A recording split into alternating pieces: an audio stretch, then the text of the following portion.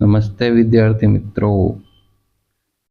હા, સામાજિક વિજ્ઞાનની અંદર જે અર્થશાસ્ત્રના ચેપ્ટર છે એમાં વિદ્યાર્થીઓને ખૂબ જ તકલીફ પડે છે અને એ લોકો એવું કહે છે કે અમને કંઈ સમજાતું જ નથી, યાદ જ નથી રહેતું। તો એના માટે એકદમ સરળ અને શોર્ટ પોઈન્ટ્સ બનાવેલા છે। તો એકદમ સરળ અને શોર્ટ રિવિઝનમાં જોઈએ।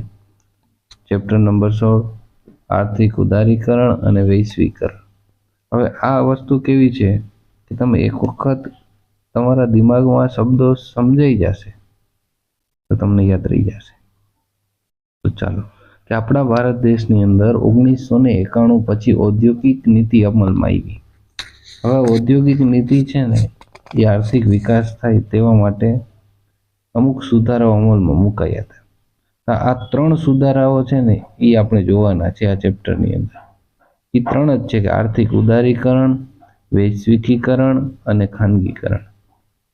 તો હવે આર્થિક ઉદારીકરણ કોને કહેવાય? તો કે આર્થિક ઉદારીકરણ એટલે શું કે સરકારે ખાનગી ક્ષેત્રે, ખાનગી એટલે પ્રાઇવેટ ક્ષેત્ર ઉપર અમુક અંકુશો અને નિયંત્રણોમાં ઘટાડો કર્યો।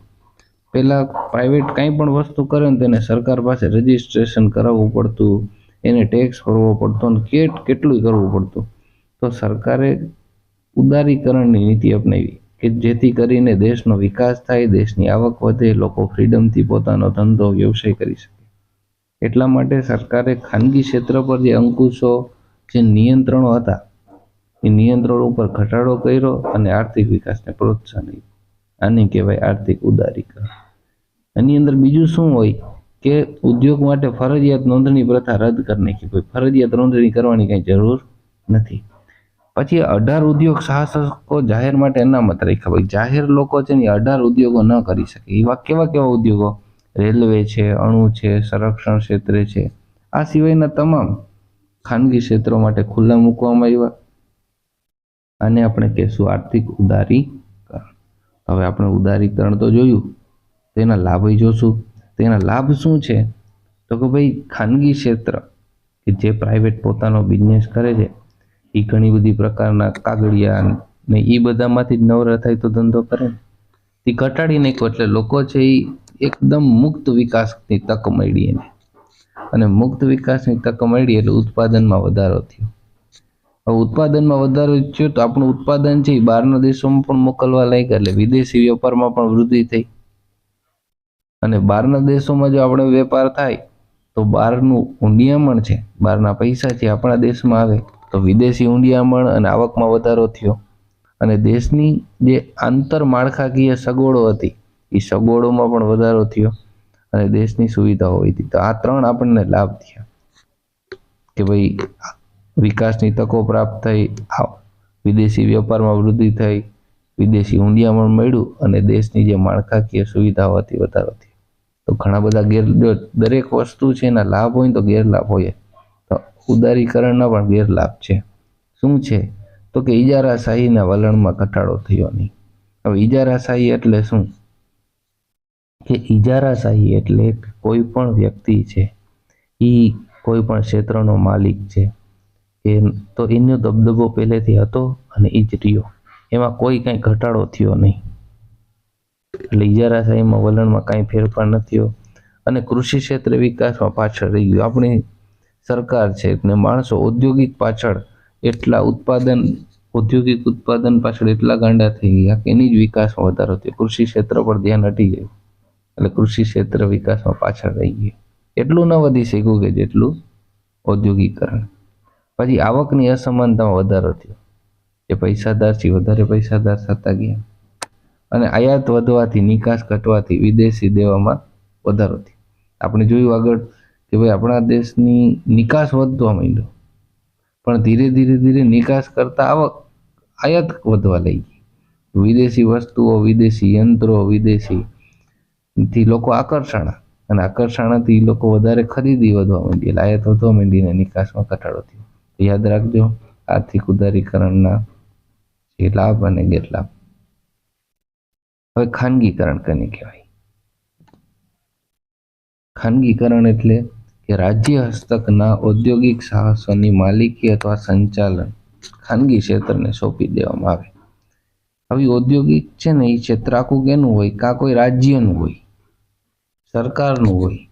એ સરકારની જે ઔદ્યોગિક સાહસ છે એ કોઈ માલિકને અથવા એનું જે સંચાલન છે એ કોઈ ખાનગી ક્ષેત્રને સોંપી દેવામાં આવે, પ્રાઇવેટ સેક્શનને સોંપી દેવામાં આવે, તેને કહેવાય ખાનગીકરણ.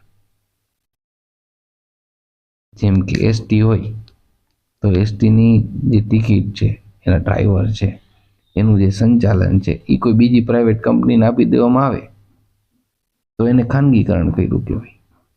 જેમ કે ઘણી બધી જગ્યાએ આપણે જોઈએ છીએ કે ગવર્મેન્ટ છે એ બધા કોન્ટ્રાક્ટ, જેમ છે પુલ બનાવવાના છે, રસ્તા બનાવવાના છે, આ બધા કોન્ટ્રાક્ટ ગવર્મેન્ટ પોતે કરતી હતી પહેલા, પણ હવે એ નથી કરતી.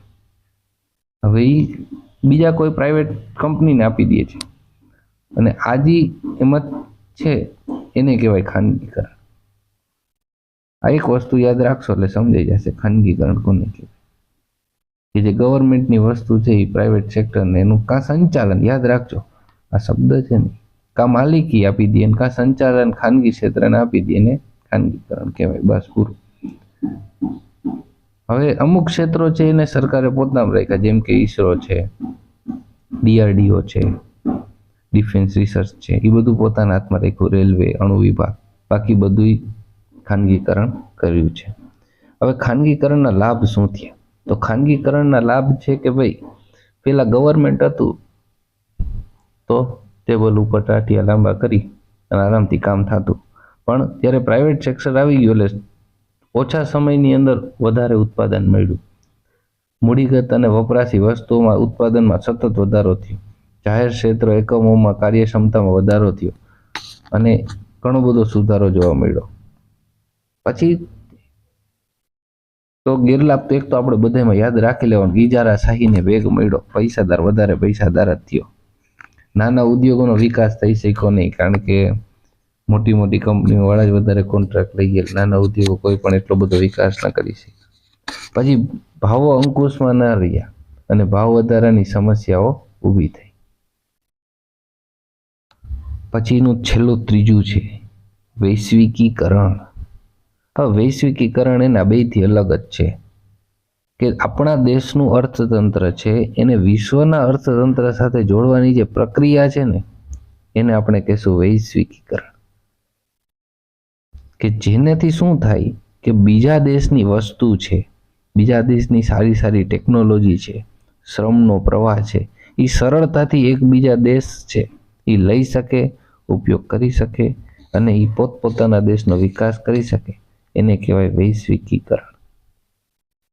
વૈશ્વિકીકરણ એટલે બે દેશો વેપારના અવરોધો દૂર કરે એની વચ્ચે, અને ટેકનોલોજીની હેરફેરથી ઘણા બધા અવરોધો દૂર થયા છે અને દેશો વચ્ચે પોતાનો શ્રમ છે, માણસો છે, વસ્તુઓ છે એ સરળતાથી હેરફેર કરી શકે, એને કહેવાય વૈશ્વિકીકરણ.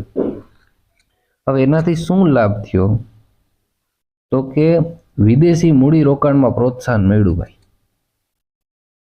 કે ભાઈ વિદેશી બધા લોકો છે એમાં પોતાનું મૂડી રોકાણ કરી શકે અને ઘણી બધા કંપનીઓ છે એને ભારતમાં રોકાણ કર્યું. વિકસિત દેશોની ઉત્પાદન થતી વસ્તુઓ સરળતાથી મળી શકે, કે જે વિશ્વમાં આપણે વૈશ્વિકીકરણથી જ આયાત નિકાસ વધે અને જેથી કરીને બહારની વસ્તુ આપણને મળે ને આપણી વસ્તુઓ બહાર જઈ શકે. આવા ઘણા બધા લાભો થયા છે. એની સાથે ગેરલાભ પણ એવો થયો છે કે બેરોજગારીની સમસ્યા છે એનો હલ થયો નહીં. બેરોજગારી તો એમનેમ જ છે અને વધતી રહેલી છે.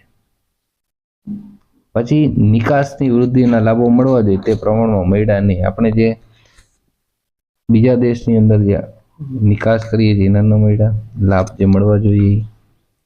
અને મોટા ઉદ્યોગ અને વૈશ્વિકીકરણનો જે લાભ છે એ વધુ મળ્યો અને નાના ઉદ્યોગોને ના મળ્યો.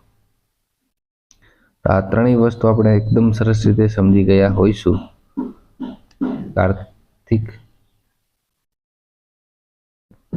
ઉદારીકરણ, વૈશ્વિકીકરણ અને ખાનગીકરણ, તો ત્રણેયની અંદર એકદમ સરસ રીતે જોયું. અને આના પછી આપણે જોશું વિશ્વ વ્યાપાર સંગઠન શું છે અને વિશ્વ વ્યાપારના ધ્યેયો શું છે, WTO શું છે.